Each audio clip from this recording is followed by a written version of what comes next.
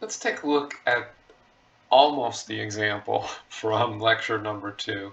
I didn't create these original examples, so one of the differences, if you look at what I have here versus what's in the PowerPoint slides, I've got the same thing for C, F, G, and M and M are copied straight out. So, of course, the next line in here multiplies matrix C7 times N. Remember, when you multiply, right, in this case, we have a, let's see, we're going to have 2 columns and 3 rows. So we're going to have a 2 by 3. In this case, we're going to have a 2 by 2. So inners and outers have to match for you to multiply, so that works out.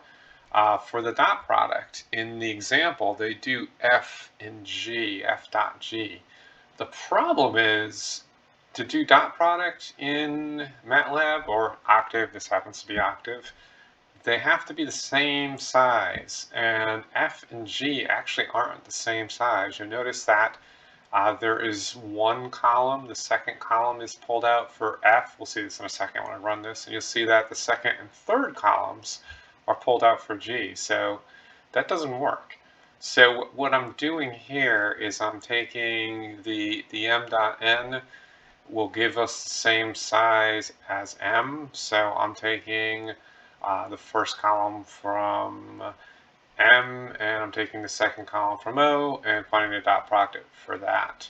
The determinant is only taken for N because you need a square matrix to do that, and 2 by 2 is the only one that's square in this particular case. So I'm going to hit run, and you'll notice that over here in the workspace, everything has been populated. I'll take a second and go over to the command window. Unfortunately, I can't make this bigger, but you'll see here that module number 2 or module 2 lecture has run. You'll see C, you'll see F, right? Remember I told you F was going to be 1 column, G was going to be 2 columns.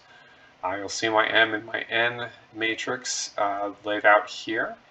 And you will see, oh, that's weird. You'll see the O matrix, right, which is M times N, right? So you can see we've got the 2 by 3 and we've got the 2 by 2.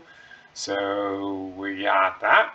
And you can see the dot product. Again, for dot product, we took the first column from M, the second column from O. So essentially dot product takes the, picture these as vectors. So it's going to take the 6 times the 24, the 10 times the 116, the 4 times the 116.